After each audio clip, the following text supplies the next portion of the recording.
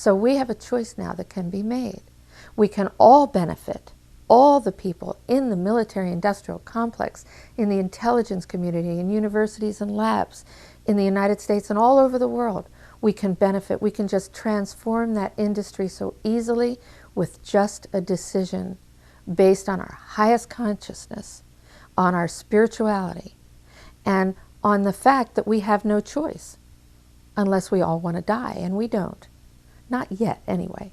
So now we can all benefit financially, spiritually, socially, psychologically, and it's technologically and politically feasible to transform this game now, and everybody will benefit. In 1977, I was at a meeting in Fairchild Industries in a conference room called the War Room. And in that room were a lot of charts on the walls with enemies, identified enemies, names that people had never heard of, names like Saddam Hussein and Gaddafi. But we were talking then about terrorists, the potential terrorists. No one had ever talked about this before, but this was the next stage after the Russians against whom we were going to build space-based weapons, these terrorists. And I stood up in this meeting and I said, excuse me, why are we talking about these potential enemies against whom we're going to build space-based weapons if in fact we know that they are not the enemy at this time? And they continued the conversation about how they were going to antagonize these enemies, and that at some point there was going to be a war in the Gulf, a Gulf War. Now this is 1977. This is 1977. And they were talking about creating a war in the Gulf region when there was $25 billion in the space-based weapons program that yet had not been identified. It wasn't called the Strategic Defense Initiative, at least, until 1983. This weapons system then had obviously been going on for some time that I didn't know anything about. So I stood up in this meeting in 1977 and it said, I'd like to know why we're talking about space-based weapons against these enemies. I'd like to know more about this. Would somebody tell me what this is about? Nobody answered. They went on with this meeting as though I hadn't said anything. And suddenly I heard myself stand up in the room and say, if nobody can tell me why you were planning a war in the Gulf when there's a certain amount of money in a budget so that you can create the next set of weapon systems that will be the beginning of the sell to the public about why we need space-based weapons. Consider this my resignation, and you will hear from me again. And nobody said a word, because they were planning a war in the Gulf, and it happened exactly as they planned it, on time. If anyone had any doubt at all about how far advanced the research and development program, the largest R&D program in recorded history, is today, these books are proof. This is the National Missile Defense Deployment Environmental Impact Statement, but it comes in 4 huge volumes, and they're being sent all over the country, maybe even to different parts of the world, to our allies. There were lists on the wall of identified enemies against whom we were going to build space-based weapons. They were also talking about the plans to create the Gulf War, and that's when the Gulf War was first being planned, back in 1977. Who was at this meeting? The room was filled with people in the revolving door game. There were people that I had seen once in a military uniform and other times in a gray suit and an industry outfit. These people play a revolving door game. They work as consultants, industry people, and or military and intelligence people. They work in the industries, and they revolve themselves through these doors and right into government positions. I stood up in this meeting and asked if I was hearing correctly, that when there was $25 billion expended in the space-based weapons budget, the research and development budget, that there was going to be a war in the Gulf, stimulated, created, so that they could then sell the next phase of weapons to the public and the decision makers. That this war was going to be created so that they could dump the old weapons and create a whole new set of weapons. I had to resign from that position. I could no longer work in that industry. And in that room were the revolving door people. They were people whom I had seen in military uniforms, in their gray pinstripe business suits, the same people. I see them then getting jobs in the government. They're affiliated with the intelligence community and or universities. This is the military-industrial complex, and they are in revolving door jobs. In about 1990, I was sitting in my living room looking at now the money that had been spent on space-based weapons research and development programs. And I realized that it had come to that number, about $25 billion. And I said to my husband, I am now going to stop everything. I'm going to stop and sit and watch CNN television, and I'm going to wait for the war to happen. And my husband said, well, you've finally gone over the lid, you have flipped out. Friends said, you have really gone too far this time. There is not going to be a war in the Gulf. Nobody's talking about a war in the Gulf. And I said, there's going to be a war in the Gulf. I'm going to sit here and wait for the war in the Gulf. And it happened, right on schedule. As part of the war game in the Gulf, of course, we were told, we the public, that the United States was successfully shooting down Russian Scud missiles. And we were rationalizing new budgets based on that success. In fact, we found out later, after the budgets were approved for the next phase of weapons, that it was a lie. We did not have the technology. We did not have successful shoot-downs the way we were told. It was all a lie, just to get money, more money, put in the budgets to make more weapons. I was one of the first people to go independently to Russia when I heard that they had killer satellites. And when I went to Russia in the early 70s, I found out they didn't have killer satellites. It was a lie. And in fact, the Russian leaders and people wanted peace. They wanted to cooperate with the United States and the people of the world. Another time I called Saddam Hussein when he was lighting his oil fields on fire. And my husband was in the kitchen while I was making this phone call, and I got a call back from his first attaché, with Saddam Hussein nearby, I was told, saying, are you a reporter? Are you an agent? Why do you want to know?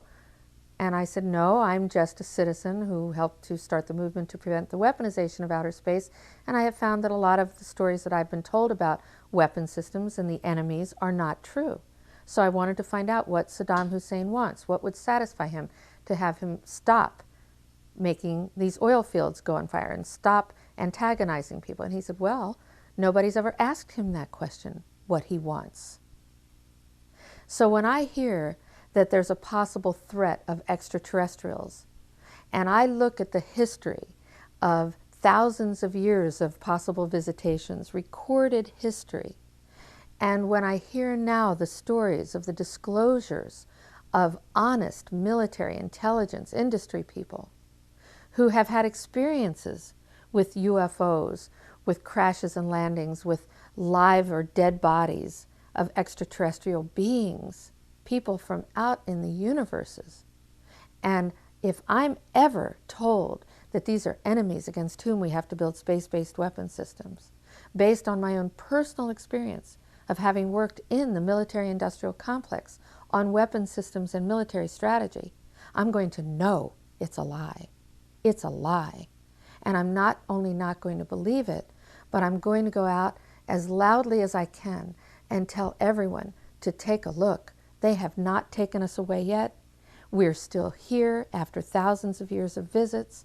If in fact they're still visiting us now and people are working with ETs, live or dead, if they're taking photographs, if they're experiencing all kinds of UFO experiences, then we have to look at this as something that is not a hostile occurrence. It would be my guess, based on my own experience of having traveled to countries whom we've been told had hostile intentions against the United States, it would be my hope and my intention to do everything I could to work with people who are working to communicate with and cooperate with these extraterrestrial beings, because they're clearly not hostile. We're here. That's enough proof for me. I have a vision based on the new information that I'm learning about related to extraterrestrials and the information, the technology the techniques for communicating and sharing information, that we have the potential on this planet now of actually living in a state of peace based on the information, the technology, the direct applications of all of that to all the people of the world, to our environment and other animals, the plants, the air, sea, and land. I think that we can have a clean and healthy environment with a happy, peaceful, dancing, musical, artistic planet, with people who want to make money. They can still make money with their investments. There are enormous investment possibilities and technologies that can be developed. We're seeing tastes of it now, just in the fields of transportation, communication, healing techniques, life extension techniques. The potential is unlimited. The opportunities and benefits for careers, for jobs, the opportunities and benefits for health of our individual selves, of whole communities, of our planet itself. The potential for education, for being able to communicate from the technological ways to maybe telepathically. The communication and education techniques as an educator so excite me. We can be sharing our lives, our cultures, respecting our differences, learning about what each other wants, and most important of all, we can be touching our own essence, the essence of our own beings, the essence of extraterrestrial beings. We can reach that state of love on this planet. What could be more exciting than that? And those people who want to be leaders can. Those people who just want to sit in the light can. There is no limit to how people can choose to live on this planet. We have a chance to do that, and I think the window is closing rapidly. I don't think we have much time in which to make that decision.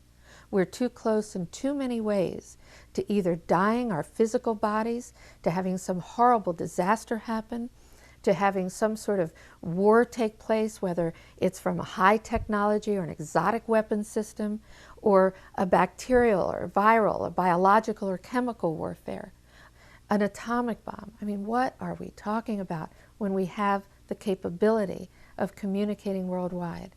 I see that as a vision that's a reality. There's no question that we can have that right now, but it takes a leader.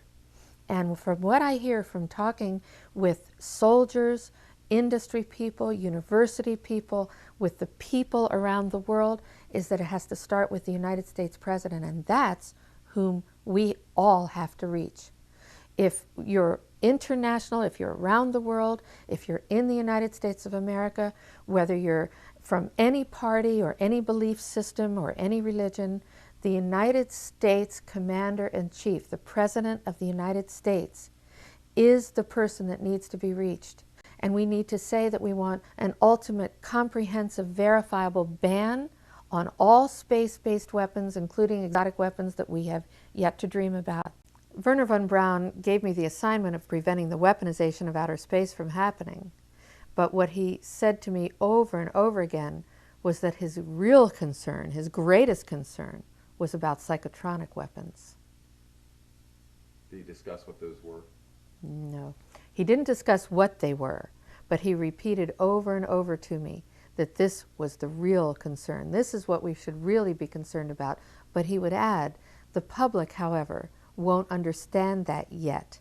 So let's just call for the ban on space-based weapons. That can be understood, it can be measured, it can be done. And once you have a ban on space-based weapons, you've put a lid on the arms race. People have become aware, they've become connected consciously, and they will begin to understand that there are alternatives. But his real concern, the biggest concern he had, was about the psychotronic weapons.